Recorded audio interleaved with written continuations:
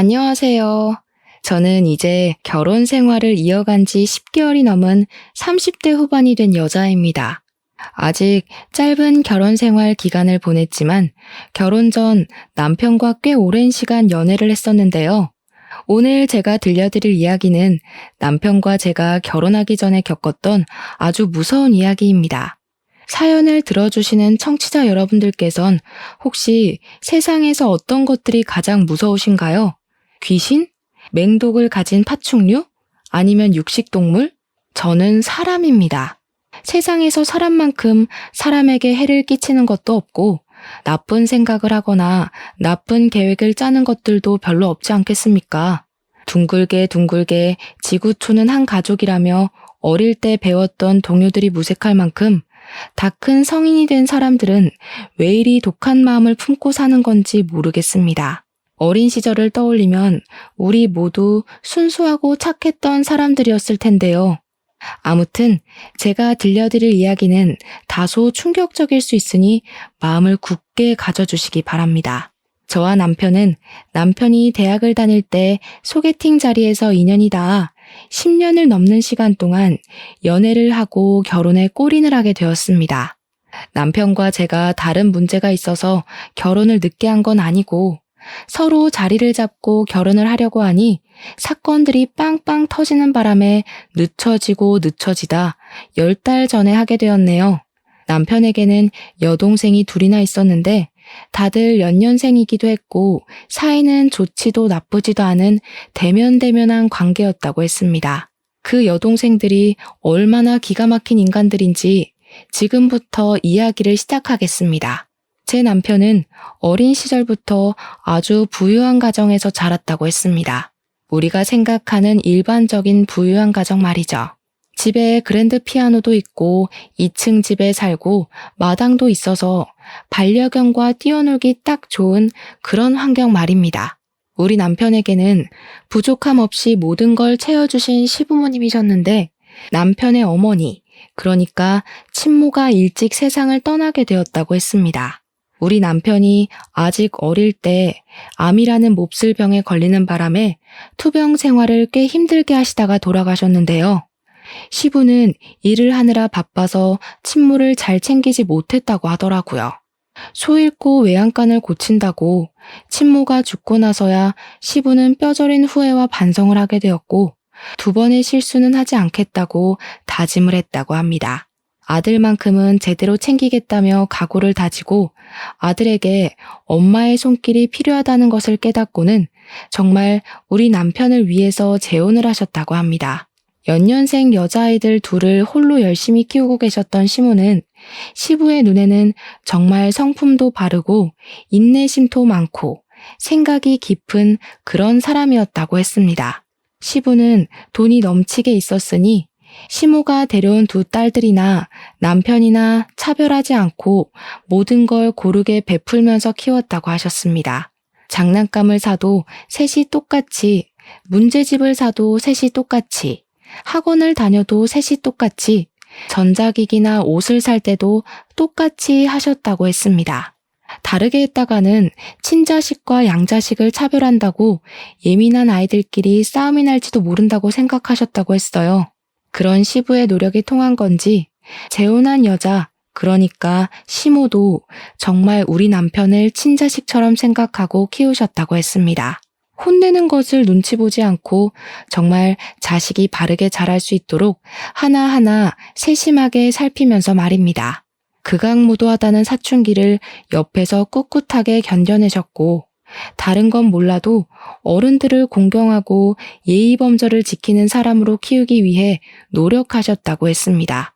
우리 남편이 사춘기를 심하게 겪은 편이었다고 하는데 어린 마음에 반항심으로 뻗대기도 하고 집안의 물건을 박살내면서 정신 나간 놈처럼 굴기도 했었대요.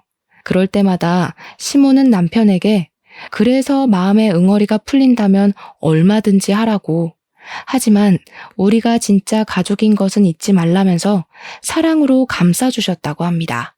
우리 남편이 이런 집구석에서 하루도 더 살고 싶지 않다면서 가출을 했는데 시모가 울면서 맨발로 우리 남편을 뒤쫓아오셨다고 해요. 등짝을 마구마구 때리면서 이놈 자식아, 엄마를 두고 어디 가냐고 눈물을 뚝뚝 흘리는데 우리 남편이 고개를 숙여 내려보니 발이 엉망이셨대요. 유리 조각에 찍힌 건지 돌부리에 찧은 건지 새끼발가락이 찢어져서 피가 뚝뚝 흐르는데도 아픈 줄도 모르고 남편에게 집으로 가자고 하셨대요. 그때 우리 남편이 처음으로 엄마의 사랑이라는 게 이런 건가 싶은 생각이 들면서 마음을 열고 새 가족을 받아들였다고 했습니다. 늘 자기 눈치를 보면서 혼내도 조심스럽게 대하던 새엄마였는데 등짝을 가차없이 때리는 걸 보고 안심이 되었다고 하니 남편이 정신 나간 놈인 건 맞죠 뭐. 그 뒤로 남편은 시모를 극진하게 챙기면서 둘도 없는 단짝 같은 사이가 되었고 고민도 나누고 행복도 나누는 사이가 되었다고 했습니다. 남편에게는 시모가 데려온 연년생 딸이 둘이 있다고 하지 않았겠습니까? 오늘 이야기의 주인공이자 대단한 우리 신우들 말입니다. 신우들은 갑자기 생긴 아버지도 혼란스러웠지만 오빠가 엄마랑 잘 지내는 걸 보고 질투를 엄청나게 했었다고 합니다. 아무래도 남편이 먼저 고등학생이 되었으니까 시모가 남편을 더 챙기고 그랬나 봅니다. 학원을 더 많이 다니고 그랬으니까요. 그럴 때마다 신우들은 누가 친자식인지 모르겠다면서 은근히 시모한테 불만을 말하기도 하고 남편에게 눈치를 주기도 했었대요. 남편이 여동생들이랑도 잘 지내보려고 먼저 다가가서 맛있는 걸 먹으러 가자고 하기도 하고 선물을 사주기도 해도 냉랭하게 굴었대요. 이런 거 필요 없는데? 누가 요즘 이런 걸 쓴다고? 센스 없다! 하는 말을 면전에 뱉으면서 줘도 안 가질 거라고 돌려주고 그랬다고 하네요. 그렇게 대면대면한 사이로 청소년기를 보내게 되었는데 남편이 원래 공부를 잘하는 편이 아니었다고 하더라고요. 여동생 2명은 서로 공부를 도와주며 학업에 열정적인 학생이었고요. 성적도 상당히 우수한 편에 속했다고 하더라고요. 그걸 본 남편이 괜한 경쟁 심리가 붙어서 오기를 부리면서 공부를 시작했고 과외도 받고 학원도 다니면서 성적을 쑥쑥 올리기 시작했습니다. 제일 먼저 수능을 보게 된 남편이 수능에서 대박이 났고 서울에 있는 명문대 의대에 떡하니 합격을 하게 된 것입니다. 여동생들도 질 수 없다면서 엄청 예민하게 공부를 하기 시작했는데 막상 고등학교 3학년이 되어서는 둘 다 실수를 하게 되고 성적이 눈에 띄게 오르진 못했대요. 남편처럼 수능이 대박이 난 것도 아니라서 의대를 갈 성적까지는 미치지 못했고 첫째 신우는 약대를 가게 되었고 둘째 신우는 수의대에 진학을 하게 되었습니다. 그러니 시부도 시모도 의대에 진학을 하게 된 우리 남편에게 칭찬을 아끼지 않았고 신우들은 그게 못 견디게 싫었다고 하더라고요. 일부러 남편 들으라고 비수가 될 만한 말들을 대놓고 하기 시작하면서 남편을 못살게 굴었답니다. 오빠는 의대를 가도 여자친구 사귀기는 조금 어렵겠다. 의사면 뭐해? 몸이 왜소하고 멋진 구석이 하나도 없는데. 맞아. 오빠 코 성형수술 같은 거 할 생각은 없어? 남자는 자고로 코가 잘생겨야 돼. 실패해서 돼지코 되면 웃기긴 하겠다. 남편은 치사하게 외모로 공격을 하는 여동생들의 코를 완전히 눌러주고 싶은 생각이 들어서 의대를 다니며 그 바쁜 와중에도 운동을 시작하게 되었습니다. 당연히 시간을 많이 할애할 수 없었기 때문에 근육이 단단하게 잡힌 몸까지는 만들지 못했지만 장근육이 도드라지는 예쁜 몸매를 가지게 되었습니다. 그러니 옷을 입어서 은근히 태가 살아나도 또 의대를 다니고 있으니 짱짱한 인재 아니겠습니까? 주위에서 소개팅을 시켜주겠다는 제안이 엄청 들어왔대요. 남편은 그 뒤로 간간히 소개팅도 하고 여자친구도 사귀면서 행복한 대학 생활을 하고 있었는데 그게 신우들의 심기를 또 거스른 거지요. 배알이 꼬인 신우들이 요즘 누가 그런 소심한 근육을 가진 사람을 좋아하냐면서 운동선수들이랑 비교를 해가며 남편에게 빈정거렸대요. 여동생들이 대놓고 시비를 걸고 못살게 구니 시모는 남편에게 더 미안한 마음이 들었고 티가 나게 남편을 챙겨주며 잘해주게 된 거죠. 신우들은 엄마는 자기 마음을 모른다면서 반항하기 시작하고 집안은 악순환이 돌고 돌았다고 했습니다. 그러던 어느 날, 군대도 다녀오고 의대 졸업을 앞두게 된 남편과 제가 소개팅을 하게 되었습니다. 저는 평범한 가정에서 자란 편이라고 말을 하고 다니지만 형사인 아버지를 따라서 경찰이 되는 게 꿈이었던 여자였습니다. 피나는 노력 끝에 경찰대학에 진학을 하게 되었고 저도 어디 가서 빠지는 환경은 아니었기 때문에 건너 소개로 남편을 만나게 되었던 것입니다. 소개팅 자리에서 만난 남편은 무척이나 자상한 편이었고 무엇보다 여자의 기분을 빠르게 알아채는 사람이었습니다. 한눈에 반할 정도로 잘생긴 얼굴은 아니었지만 어디 데리고 다니기 쪽팔린 얼굴은 아니었고 평범한 외형을 가지고 있었습니다. 제가 외모를 그렇게 따지는 편은 아니었거든요. 제 취미가 영화 감상이었는데 남편도 틈이 나면 영화를 꼭 보러 다니더라고요. 서로 관심사나 취미 같은 게 잘 맞는 편이라 연애를 시작하게 되었는데 그때가 남편이 의사고시를 봐야 하는 시기와 딱 맞물렸습니다. 의사고시 합격을 해야 면허가 나왔기 때문에 남편은 공부에 집중을 했어요. 흉부외과에 가고 싶다는 목표가 뚜렷한 사람이었거든요. 자신의 손으로 많은 사람들을 살리는 의사가 되고 싶다는 꿈이 있었기에 저는 공부하는 남편을 방해하지 않으며 응원을 하고 지지하고 있었습니다. 그때 저는 경찰대를 졸업하고 전술 지휘 과정을 이수하고 보직 근무를 막 시작할 시기였습니다. 그래서 저도 새로운 환경에 적응을 해야 하는 시점이라 무척이나 바쁘게 하루를 보내고 있었는데 남편 집이 마당이 딸린 집이었다고 하지 않았겠습니까? 남편에게는 청소년기 시절부터 키웠던 아주 오래된 반려견이 한 마리 있었는데 자식들이 전부 바쁘니까 시모가 맡아서 키우고 있었던 반려견이었습니다. 정말 똑똑하고 사람을 좋아하고 말도 잘 듣는 반려견이라서 저도 몇 번 본 적이 있었는데 정이 가는 그런 놈이었습니다. 남편이 10년을 키운 반려견이라 그런지 몸에 좋다는 사료부터 시작해서 미용도 꼼꼼하게 해주며 키우고 있었습니다. 나이가 있는 것 치고는 잘 뛰어놀고 건강도 괜찮아서 오래오래 함께 살 것이라고 생각했던 반려견이었습니다. 둘째 신우가 수의대에 진학을 하게 되면서 반려견의 건강도 잘 챙기게 되니 사실 걱정할 게 전혀 없는 상태이기도 했습니다. 남편이 의사고시를 볼 시점에 이미 둘째 신우는 수의사로 동물병원에 취직을 해서 일을 하면서 돈을 벌고 있었습니다. 남편은 반려견의 건강검진을 받기 위해서 둘째 신우가 일을 하는 동물병원으로 가게 되었는데 이것저것 둘째 신우가 검사를 하더니 심각한 표정을 짓더랍니다.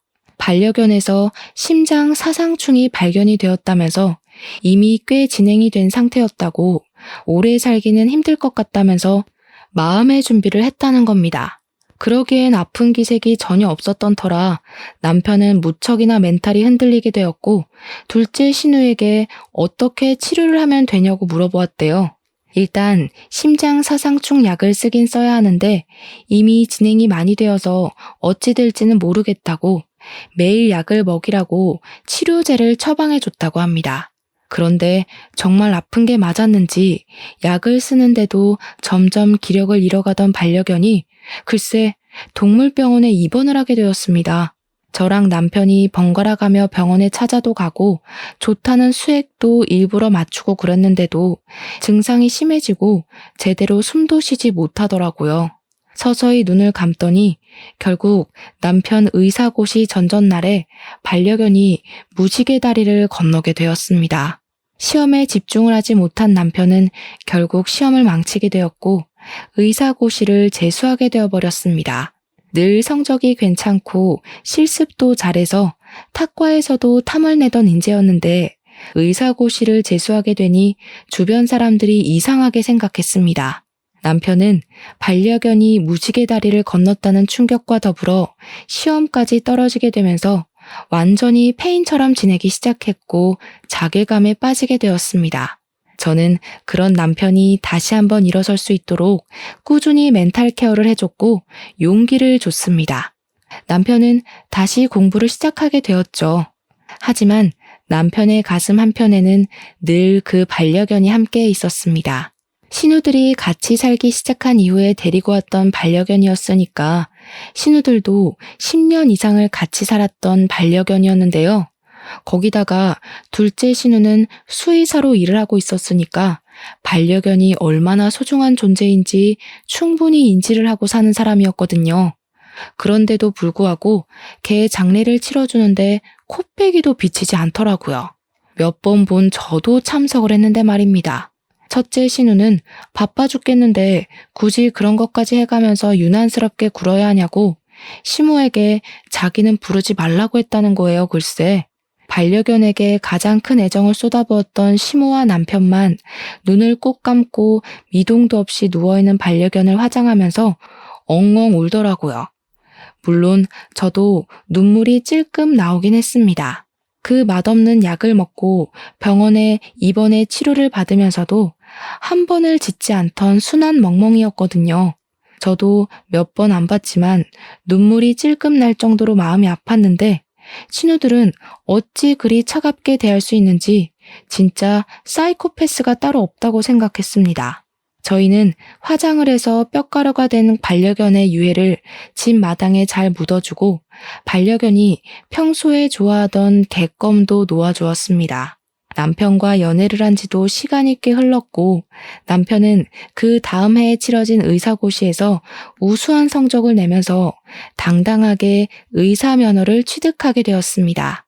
본격적으로 흉부외과를 선택한 남편은 일이 바빠 잠을 잘 시간이 부족할 정도로 공부를 하며 의료기술을 익혀나가기 시작했습니다. 저도 경찰서에 발령을 받아 근무를 하게 되면서 각종 범죄 신고에 출동을 하느라 하루가 어떻게 흘러가는지도 모르게 지냈습니다. 남편과 다 죽어가는 몰골로 다크서클을 턱 밑까지 끌어내리고 데이트를 하는 도중에도 서로의 직장에서 연락이 오면 뛰쳐나가야 했습니다. 영화 한 편을 제대로 볼 수 없을 정도로 바빴으니까 상상이나 되십니까? 그러던 도중에 집안이 조용하다고 우울해하는 시모를 위해서 남편은 새 강아지를 입양하기로 결심을 했습니다. 시모와 함께 유기견 센터에 가서 시모가 제일 눈이 가는 강아지를 입양해 왔다고 했습니다. 저는 남편을 칭찬해 주었죠. 유기견이라 그런지 사람에게 받은 상처가 있었던 강아지는 낯가림이 아주 심해서 으르렁거림이 많았는데 특히 신우들에게 유독 으르렁거렸다고 했습니다. 솔직히 제가 제3자의 눈으로 봐도 싹수가 없어서 정이 가지 않던 신우들인데 낯가림 심한 강아지는 더할 수도 있겠다 싶었습니다. 저는 은근히 강아지가 신우들을 좀 괴롭히고 물기도 했으면 좋겠다고 생각할 정도였으니까요. 남편은 반려견을 정말 좋아해서 틈이 나면 같이 산책도 나가고 정을 붙이게 하려고 놀아주기도 하고 하면서 지냈는데 정말로 사건이 일어나게 된 것입니다. 수의사임에도 불구하고 집에서 키우던 반려견에게 매몰차게 굴고 정을 주지 않았던 둘째 신우를 반려견이 확 물어버린 겁니다. 다리를 반려견이 아주 심하게 물어뜯는 바람에 살이 찢어져 나가면서 응급실에 실려가게 되었습니다. 둘째 신우는 아파 죽겠다면서 난리를 쳤고 급하게 응급실에서 다리를 봉합하는 수술을 받게 되었습니다. 부분 마취가 필요해서 주사를 맞는데 마취약이 들어가고 있는 와중에도 둘째 신우는 그 개를 당장 갖다 버리라면서 난리를 치더라고요. 아니, 수의사씩이나 되어서는 반려견의 행동도 확인하지 않고 보살피지도 않는 주제에 파양을 하라는 말이 나오는지 남편은 어이없어 했습니다. 시모는 둘째 신우의 난리통에 입양을 한 개를 어떻게 파양을 시키겠냐고 차라리 분가를 하라는 소리를 했다고 하더라고요. 너희 나이도 생각해보면 30을 넘겼는데 언제까지 집에서 엄마가 해주는 밥 먹으면서 살 거니? 직장도 다니겠다. 독립을 하는 게 좋겠어. 너희가 일하느라 바쁘다고 엄마한테 신경도 안 쓸 때 유일하게 엄마를 반겨주는 반려견이야. 그러니 신우들이 전부 반발을 하면서 지금 개 한 마리 때문에 딸들을 버리는 거냐고 엄마는 오빠만 좋아한다면서 의견을 굽히지 않았대요. 시모는 남편은 어차피 결혼을 시키면 그만이라고 오래 연애를 한 여자친구도 있는데 금방 독립해서 나가지 않겠냐고 했대요. 신우들은 만나는 남자도 없는데 언제까지 본가에 틀어박힐 거냐고, 독립해서 살아봐야 부모의 소중함도 알게 되는 것 아니겠냐고요.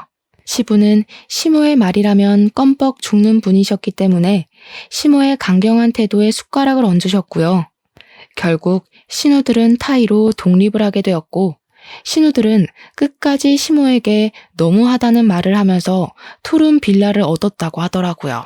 집을 나가고 하니까 그제야 시모의 마음도 조금 불편하고 미안했는지 가끔 반려견 진료를 보러 둘째 신우네 동물병원을 찾아갔다고 하더라고요.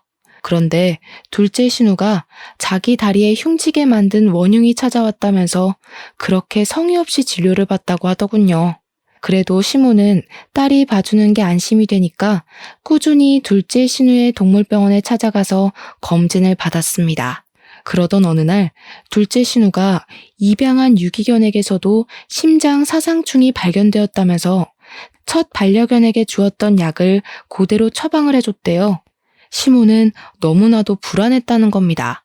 이대로 또 무지개 다리를 건너게 되면 어떡하나 싶었던 거죠. 정도 다 들여놨는데 시모는 혹시 본인이 먹이는 사료가 잘못됐나, 간식이 잘못된 건가 하면서 자책도 하셨습니다. 제발 지금 강아지만큼은 무지개 다리 건너지 않게 치료를 잘 좀 해달라고 신신당부를 하면서 개를 입원시키고 나왔는데 간호사들이 수근거리는 소리를 들은 겁니다. 근데 주 원장님 말이야, 그게 자기네 집 개 아니야? 심장 사상충 아니던데? 예전에도 한번 그랬던 적 있었잖아. 맞아. 몇 개월 전에 왔던 그 커다란 레트리버 말이지? 누가 들을라, 조용히 말해. 멀쩡한 개한테 저 약 먹이면 죽을 텐데. 예전에 그 레트리버도 멀쩡하다가 며칠 약 먹고 시름시름 앓았잖아. 본인 집 개니까 사정이 있게 하겠지만 무서운 사람이야. 그 수군거림을 같이 갔던 남편이랑 시모가 듣고 그 자리에서 완전히 얼어붙고 말았던 거죠. 남편이 약봉지를 들고 그 간호사에게 걸어가서는 혹시 알약이 이거 맞냐고 체근하듯이 물어보니까 간호사가 사색이 되더래요. 주원장에게 들키면 잘릴 게 뻔하다면서 죄송하다고 황급히 탕비실에 들어가서 더 이상 캐묻지도 못했다는 겁니다. 남편은 주위 친구들을 수소문해서 수의사인 친구와 연락이 되어 그 알약을 보여주면서 이 약이 어떤 거냐고, 반려견이 먹어도 되는 약이냐고 물어봤대요. 그러니까 그 친구가 하는 말이 이 약을 어디서 구한 거냐고, 멀쩡하든 아프든 이 약을 먹으면 죽는 약이라고, 개들한테는 안락사 할 때 쓰는 약이나 다름없다고 했다는 겁니다. 남편은 그 이야기를 듣고 정말 온몸에 소름이 끼치고 열이 받아서 바로 시모한테 이 사실을 알렸대요. 어떻게 수의사가 되어서 일부러 개를 죽이려고 그런 짓을 할 수 있는 건지. 두 번째 반려견이야 다리를 물어서 그랬다고 100번 1000번 이해하려고 애를 썼대요. 근데 첫 번째 레트리버는 도무지 그럴 일도 없었는데 왜 그런 짓을 한 건지 아무리 생각해도 모르겠더랍니다. 나중에 알게 된 사실인데 그때 남편이 의사고시를 준비하고 있었던 시기였잖아요. 남편의 멘탈을 흔들기 위해서 일부러 그런 짓을 했던 것이었습니다. 한마디로 남편이 의사고시에 실패를 하길 바라면서 꾸민 짓이었다는 거예요, 글쎄. 이번에는 다리를 물기도 했고 자기가 독립을 하게 된 이유가 입양한 유기견 때문이라고 생각을 해서 개만 없으면 본가에 들어올 수 있을 거라 생각하고 저지른 일이었습니다. 정말 누가 봐도 사이코패스 아닌가요? 이 모든 사실이 밝혀지게 되면서 집안은 당연히 난리가 났고 시모가 자기 딸임에도 불구하고 소름이 끼친다면서 앞으로 얼굴도 보지 말자고 선언을 한 겁니다. 신우들은 어떻게 자기 배로 품어 낳은 딸을 이렇게 내칠 수가 있냐고 울고불고 시모한테 매달렸지만 시모는 아주 강경했습니다. 선을 넘어도 너무 심하게 넘은 행동이다 보니까 시부도 당연히 두 딸들의 편을 들어주지 않았고 남편은 신우들을 향해 욕설을 뱉었죠.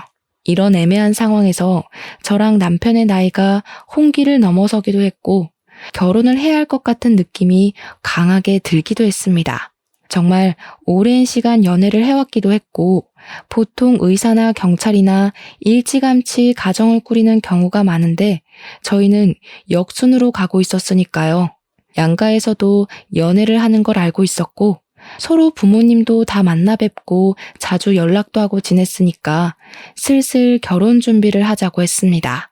결혼 이야기가 나오자마자 어떻게 알았는지 신우들이 저한테 들러붙어서 가족끼리 서로 얼굴 붉히고 살면 불편하지 않겠냐고 화목한 가정을 꿈꾸지 않냐고 하더라고요. 저한테 자기들이 시부모랑 화해할 수 있도록 화해의 장을 만들어 보라고 당당하게 요구를 하더라고요. 아니, 그런 짓을 해놓고 뻔뻔하게 구는 게 웃기잖아요. 저는 글쎄 그게 제 마음대로 되겠냐고 하면서 신우들을 피했습니다. 하루는 제가 신우들의 등살에 떠밀려서 화해의 장을 만들어 보겠다고 시모한테 제가 아가씨들 반찬을 좀 전달해 주겠다고 했습니다. 시모도 본인 딸이다 보니까 걱정이 좀 됐는지 아직 결혼도 하기 전인데 이런 심부름을 시켜서 미안하다고 반찬들을 주시더라고요. 그래서 제가 그걸 들고 아가씨네 집에 갔더니 첫째 신우가 집에 있더라고요. 문을 열어주더라고요. 제가 알기론 독립한 투룸 빌라는 시부가 해준 걸로 알고 있었습니다. 결혼을 하면 저희 신혼집도 시부가 해주신다고 했었거든요. 근데 거실에 각종 명품이 죄다 널려있는 게 아니겠어요? 방이 2개뿐이라서 물건 둘 곳이 없다고 거실에 늘어놨더라고요. 진짜 무슨 명품관에 온 줄 알았을 정도로 가방에 옷에 시계에 난리도 아니더라고요. 정말 여자라면 누구라도 눈이 돌아갈 것 같은 브랜드의 물건들이 거실에 쫙 펼쳐져 있었습니다.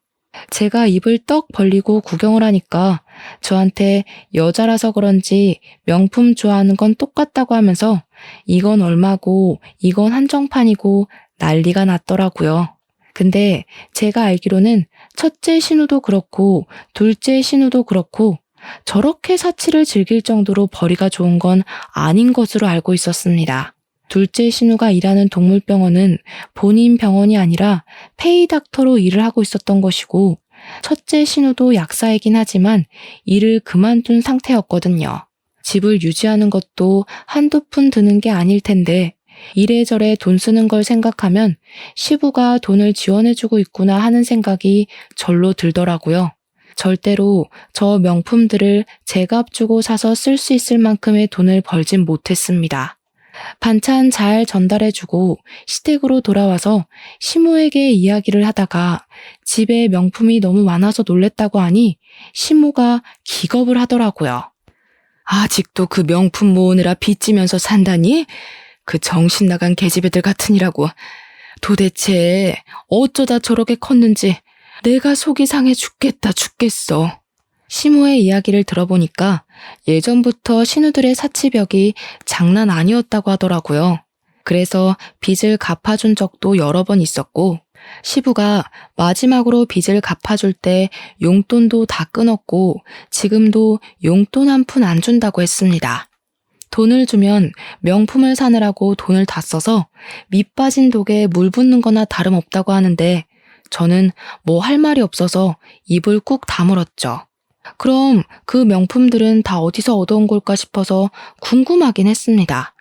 아무튼 저랑 남편의 결혼 준비는 착착 이루어지게 되었고 상견례를 하게 됐는데 시부모의 요청으로 일부러 신우들은 부르지 않고 진행을 했습니다.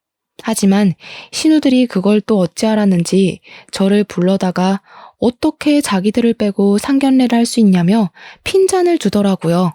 본론은 그게 아니었는지 한참을 구시렁하다가 자기들은 예단으로 뭐 해줄 거냐고 이번에 새로 나온 신상백을 사달라고 하더라고요.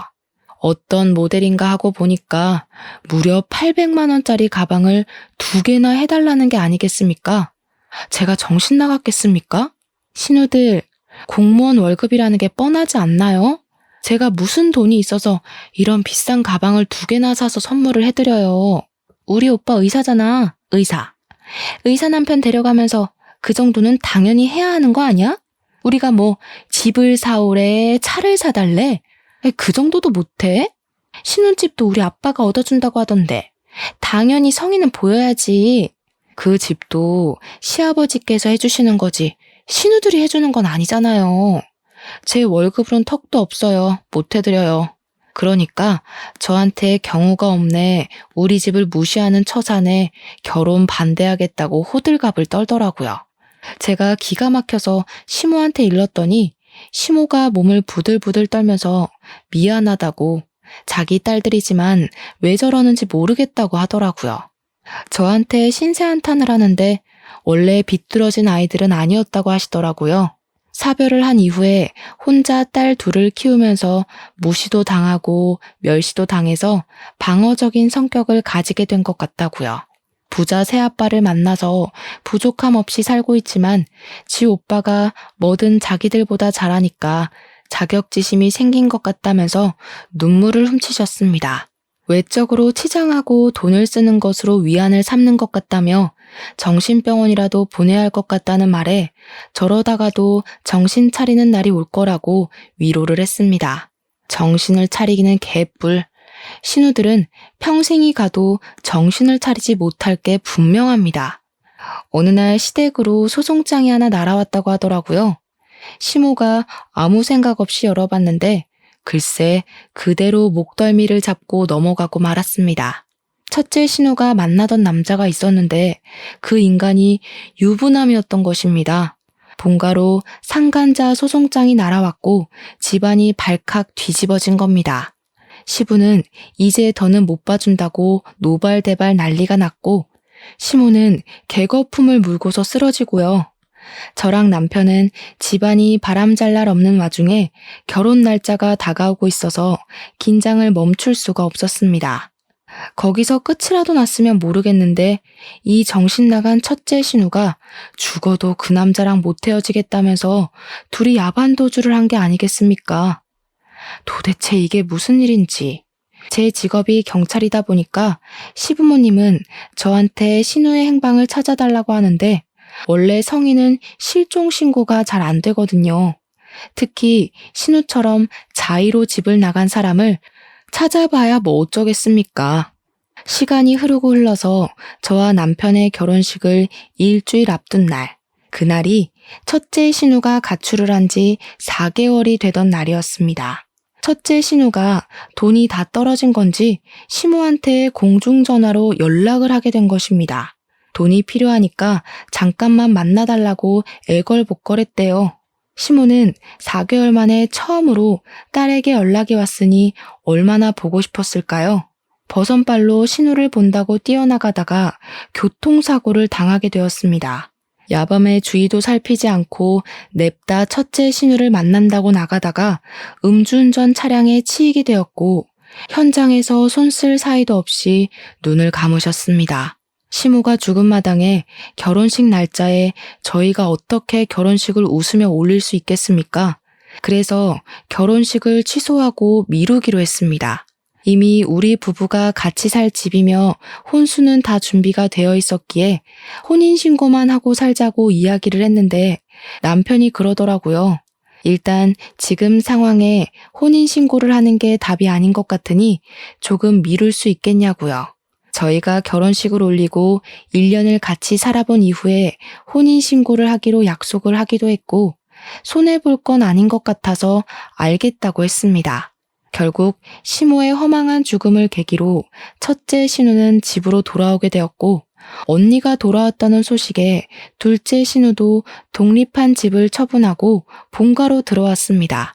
본가에서는 시부와 신우 둘, 저와 남편은 아파트로 분가를 하게 되었습니다. 첫째 신우를 오랜만에 보게 되었는데 저에게 눈을 뾰족하게 뜨고서는 어떻게 엄마가 죽었는데 둘이 혼인신고를 하고 살 수 있냐고 하더라고요. 뭔 상관인가 싶긴 했지만 1년 뒤에 혼인신고하기로 했다. 시모 죽음은 우리도 안타깝게 생각하고 있다고 명복을 빌고 있다고 했습니다. 그렇게 조용해지나 싶었는데 엎친 데 덮친 격으로 시부가 건강검진을 갔다가 암을 발견하게 되었다는 연락을 받게 되었습니다. 혹인 줄 알았는데 모양이 이상해서 조직 검사를 해보니 암이라는 결과가 나왔다는 것입니다. 물론 위치가 나쁘지 않아서 항암 치료를 하면 호전될 가능성이 농후하지만 전이가 되기 시작하면 답이 없다고 하더라고요. 전이라는 게 멈추라고 해서 멈추는 것도 아니고 무엇보다 의사인 남편이 잘 알고 있는 분야이기도 하니까요. 남편은 시모도 잃고 얼마 지나지 않아 시부까지 암 판정을 받으니 우울증까지 찾아오게 되어서 힘들어 죽으려고 했습니다. 당연히 우리 남편은 일이 손에 잡히지 않아 실수를 하는 일이 잦아졌고 동료들에게서도 평판이 점점 떨어지기 시작했습니다. 남편은 저에게 일을 쉬고 싶다고 말을 했고 저는 그런 남편의 정신 건강이 회복되는 것이 우선이 되어야 한다고 생각해서 쉬라고 이야기를 했습니다. 시부가 어떻게 될지 모르는 마당에 일을 하는 것보단 시부를 잘 보살피는 것이 자식된 도리로서 해야 할 일이라고 생각을 했습니다. 그래서 저희는 더 자주 시댁에 방문을 하게 되었는데 그때마다 신우들은 시부 눈치를 보고 있고 시부는 한숨만 푹푹 쉬고 있었습니다. 신우들 때문에 스트레스 받아서 병세가 더 깊어지는 것 같다고 하는데 무슨 일인지는 말을 하지 않으시더라고요. 저랑 남편은 대충 또 사고를 쳤나 보다 하고 말았는데요. 제가 출근을 하고 범인의 행적을 쫓던 어느 날 급하게 연락을 받게 되었습니다. 남편이 갑자기 본가에서 쓰러졌다는 연락이었습니다. 저는 놀래서 형사님들에게 양해를 구하고 병원으로 달려가게 되었습니다. 신우들이 저를 보자마자 호들갑을 떨면서 제 남편이 약을 먹었다고 하는 게 아니겠습니까? 약을 먹다니. 그게 무슨 소리인지 몰라서 손이 벌벌 떨렸습니다. 오빠가 계속 괴롭다 우울하다 하더니 갑자기 방에 들어가서 약을 먹어버렸어요. 위세척도 하자고 해서 다 하고 처치가 끝났다고 하는데 오빠가 눈을 못 뜨고 있어요. 어떡해 언니. 의사 선생님을 만났는데 선생님도 이상하게 약 기운이 다 빠져나간 것 같은데도 의식이 돌아오지 않는다고 간혹가다 이런 환자도 있긴 하니까 지켜보라고 하더라고요. 이대로 눈을 못 뜨고 혼수 상태가 되는 사람들도 있다고 하는데 식은땀이 다 나더라고요. 저는 그때부터 계속 남편 간호를 시작했는데 제가 하는 일이라는 게 하루 종일 병실을 지킬 수 있는 여유가 나지 않는 일이잖아요. 간병인을 두려는데 신우들이 자기들이 지은 죄가 많으니 남편 병간호를 하고 싶다고 하더라고요. 철이라도 든 건지 물론 그 생각은 아주 잠깐이었고요. 시부한테 들었는데 남편이 약을 먹은 날 첫째 신우랑 다투는 소리를 들었다고 하시더라고요.